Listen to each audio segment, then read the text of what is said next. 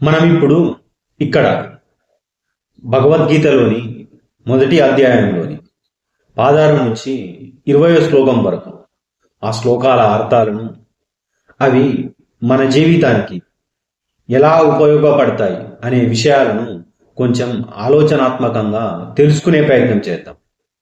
16వ శ్లోకంలో పాండవ పక్షంలో ఉన్న మరికొంతమంది యోధులు శిఖండి, కాశీరాజు, సత్యకి వంటి యోధులు తమ తమ శంఖాలను ఊదారు అని చెప్తున్నాడు. ఇది మన కోణంలో, అంటే మన జీవితానికి అన్వయించుకునే కోణంలో ఆలోచిస్తే పాండవ పక్షంలోని ఒక్కో వీరుడు మనలోని ధర్మబద్ధమైన ఒక్కో శక్తికి ప్రతీక అని ముందే చెప్పుకున్నాం.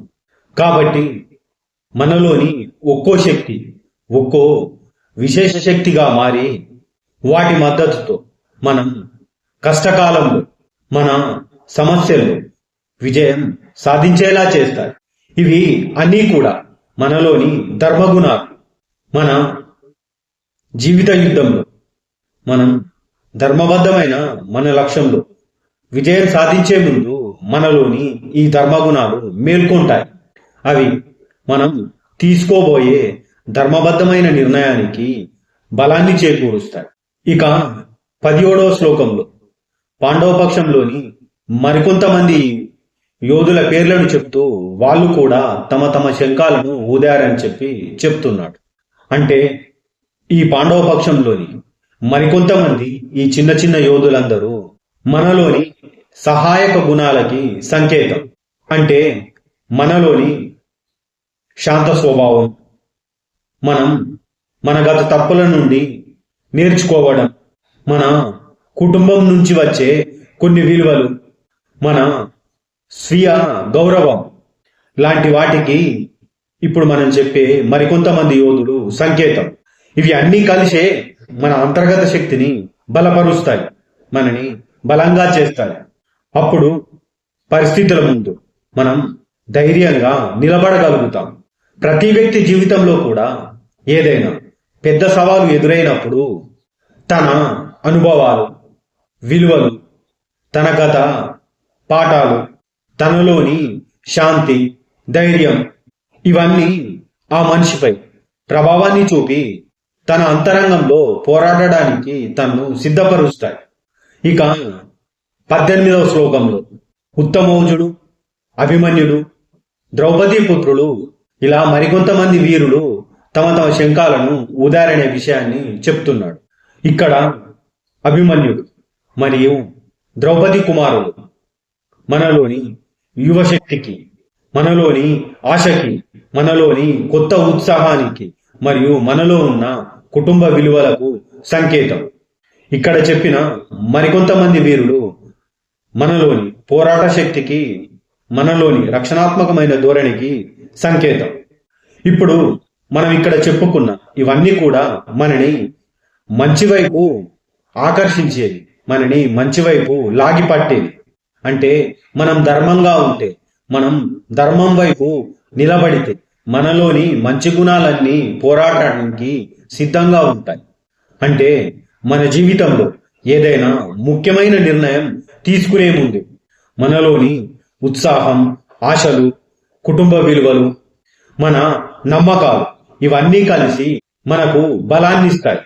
ఇక 19వ శ్లోకంలో పాండవ పక్షం వారు ఊదిన ఈ శంఖనాదాలన్నిటికీ భూమి ఆకాశం మొత్తం కంపించేలా ఉంది, కంపించిపోయింది. అప్పుడు కౌరవపక్షం వారిలో కొంచెం భయం అన్నది కలిగింది అని చెప్తున్నాడు. అంటే ఇక్కడ మనలోని ధర్మం, మనలోని సత్యం మేల్కొన్నప్పుడు మనలోని అహంకారానికి కొద్దిగా భయం మొదలవుతుంది. మనం కొంచెం లోతుగా ఆలోచిస్తే మన అహంకారానికి మనలోని ధర్మం యొక్క శబ్దం ఎప్పుడు కూడా భయంకరంగానే ఉంటుంది.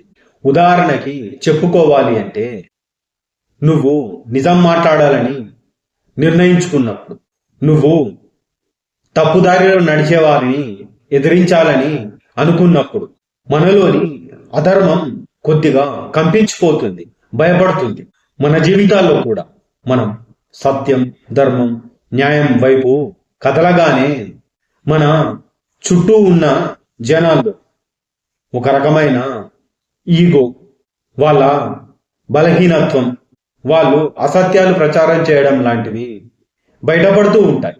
ఎందుకంటే వాళ్ళలో ఎవరి పేరు మనం ఎక్కడ చెప్తామో వాళ్ళ గురించి ఏం వినాల్సి వస్తుందో అని వాళ్ళకి భయం. ఇక 20వ శ్లోకంలో దుర్యోధనుని పక్షం యుద్ధానికి సిద్ధంగా ఉందని తెలిసిన అర్జునుడు తన గాంధీవాన్ని ఎత్తాడు అనే విషయాన్ని ఇక్కడ మనకు చెప్తున్నాడు. అంటే ఇది మనలోని చైతన్యం మన జీవిత యుద్ధంలో అన్నిటికీ సిద్ధపడడం, మేల్కొనడం. అంటే అర్జునుడు మనలోని ధైర్యానికి సంకేతం. గాంధీవాన్ని ఎత్తడము అంటే ఇప్పుడు నేను అన్నిటికీ సిద్ధంగా ఉన్నాను, ఇప్పుడు ఏ సమస్య వచ్చినా నేను ఎదుర్కొంటాను అని మన ధైర్యం నిర్ణయించుకోవడం. ఏదో ఒక రోజు మనం కూడా ఇలాగే అనుకుంటాం, ఇక నేను ఏ తప్పు చేయను, ఇక నుంచి నేను ఈ తప్పుడు సంబంధాల్లో ఉండను, ఇక నుంచి నేను న్యాయం వైపే నిలబడతాను అని. ఇక నేను ఆలస్యం చేయకుండా నా జీవితాన్ని మార్చుకుంటాను అని అర్జునుడు గాంధీవాన్ని ఎత్తినట్టే మనం మార్పు కోసం నిలబడతాం. ఇది మార్పుకి మొదటి అడుగు. ఇక 16 నుంచి 20 వరకు మనం ఇప్పటి వరకు చెప్పుకున్న ఈ శ్లోకాల అర్థాలను ఒక్క మాటలు మనకు అర్థమయ్యేలా చెప్పుకోవాలి అంటే, మనలోని ధర్మపు శక్తులు మేల్కొన్నప్పుడు మనలోని మంచితనం యుద్ధానికి సిద్ధమవుతుంది. ఆ యుద్ధానికి మనలోని అనుభవాలు, విలువలు, మన కుటుంబం, ఇలా అన్నీ సహకరిస్తూ ఉంటాయి. అప్పుడు మనలోని శక్తిని, ఆశని, ఆత్మవిశ్వాసాన్ని చూసి మనలోని అధర్మమైన అహంకారం కొద్దిగా భయపడుతూ ఉంటుంది. ఎందుకంటే సత్యం మాట్లాడడం మొదలు పెడితే అసత్యం భయపడుతూ ఉంటుంది. అలా మనలోని ధైర్యం మనం గెలవడానికి, తను పోరాడడానికి సిద్ధంగా ఉండి ధైర్యంగా, ఉత్సాహంగా అడుగు ముందుకు వేస్తుంది. ఈ మొత్తం శ్లోకాల అర్థం ఇది మీకు నచ్చిందనుకుంటూ మరో 5 శ్లోకాలతో మరో ఎపిసోడ్లో కలుద్దాం.